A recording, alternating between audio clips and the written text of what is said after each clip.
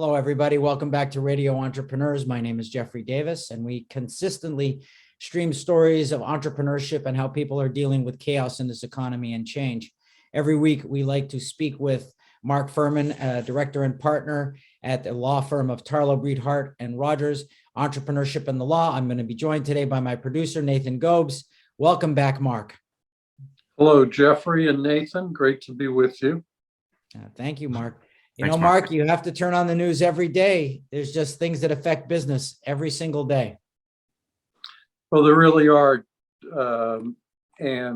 We're coming into that time of the year where the United States Supreme Court renders many decisions that impact not just business, but society, people. And we saw yesterday that there was a leak of a draft decision of the Roe versus a case that may overturn Roe versus Wade, which has been the law of the land for 50 years approximately. And so, it's never happened before that in my lifetime that I'm aware of that a decision was leaked. It's from February, so it doesn't necessarily mean that that's the final decision, but it is incredible to me that this leak occurred. And, that's certainly one of the most consequential decisions of this term for the Supreme Court when it comes out. But there are other decisions too, which I think it makes sense for us to follow. And some of them, even when they don't directly deal with business issues, have relevance actually. So, we've talked from time to time about the First Amendment, freedom of speech and religion and association. And yesterday, an important decision came out, a unanimous decision against the city of Boston, which had denied a permit to a Christian organization relating to flags at City Hall. Interesting that all 9 judges on the Supreme Court found that Boston's refusal to grant a permit was a violation of the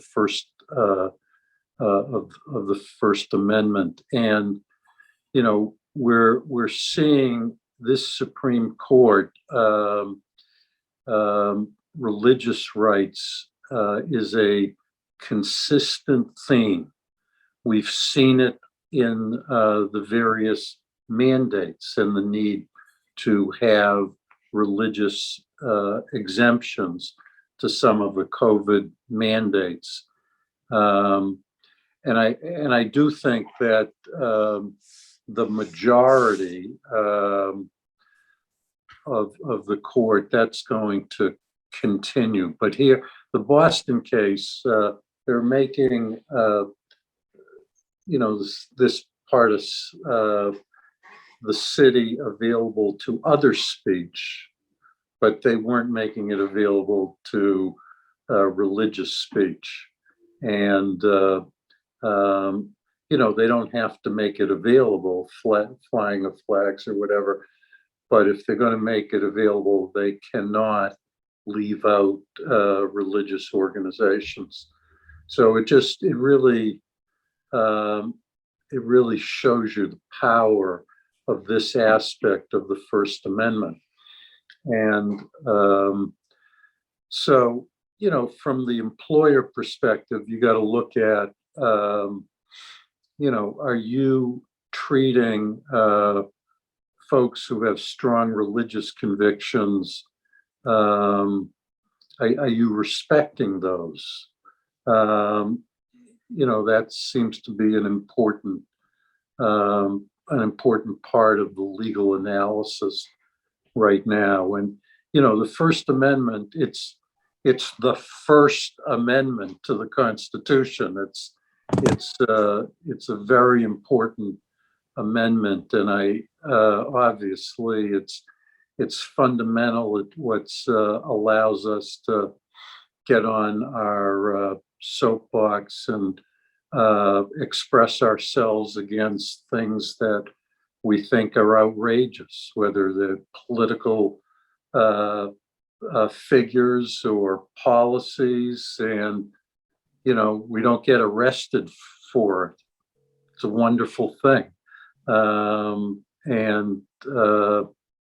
but there are limits to it, and I think it's worth talking about some of those limitations in other times we get together that do limit what speech business owners are subject to, and how they may be liable for things they say. So I think focusing a little bit on the First Amendment might be a useful thing for business owners. Well, what I'm seeing from my perspective is that the voice of labor, of employees, of staff, about what they believe their rights are is getting stronger. And employers are having to get a lot more sensitive to listening to requests from employees, staff, people of specific, origins or backgrounds, but also labor. And, management is hypersensitive to not get themselves into a problem. They don't want a problem. Yes, and it's hard to avoid problems because, just to add context, it's a tough economy. There's inflation, there's a war, there's COVID, there's supply chain issues, there's staffing issues, there's and employers are under a lot of pressure. And it's very easy under a lot of pressure to say and do things that you may regret afterward and not realize you're doing it at the moment. So there's these, it's like two storms coming out against each other. Yes, and the labor shortage, coupled with the flexibility for many folks in terms of where they work, it just really changes the environment. I mean, look, it's interesting the change you see with Starbucks, right? That, Starbucks under attack for anti-union activities, whereas in the past, Starbucks at least had a reputation as a very progressive employer. But, you got fierce union activities and criticism of its CEO for the third time, its founder for, I think, promising benefits for non-union stores that compared to union stores. And he has put a stake in the ground to defend himself. Yes. Which is going to be interesting. So you have non-union shops getting benefits, which I understand, and then union shops not getting the same benefits. And I'm sure that does not help their wanting to get pledges. So you're looking at two groups who are going to dig in.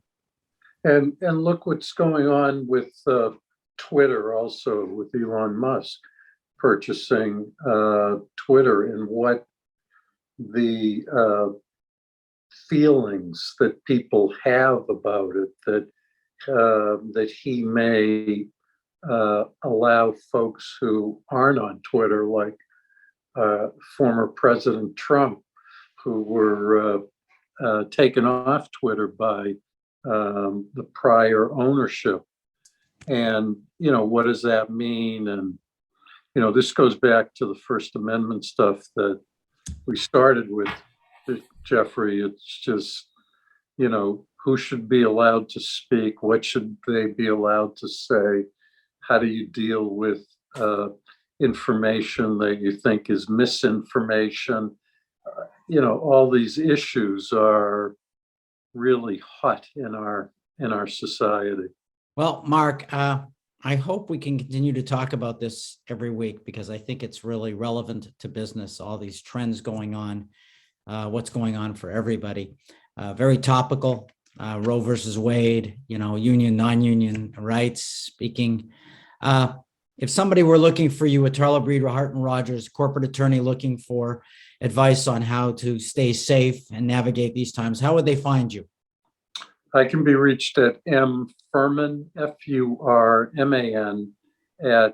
tbhr-law.com, or at 617-218-2025. And that is, and it was, Mark Furman, Entrepreneurship and the Law. Thank you very much, Mark, and we look forward to talking to you again next week. Thank you, Jeffrey and Nathan.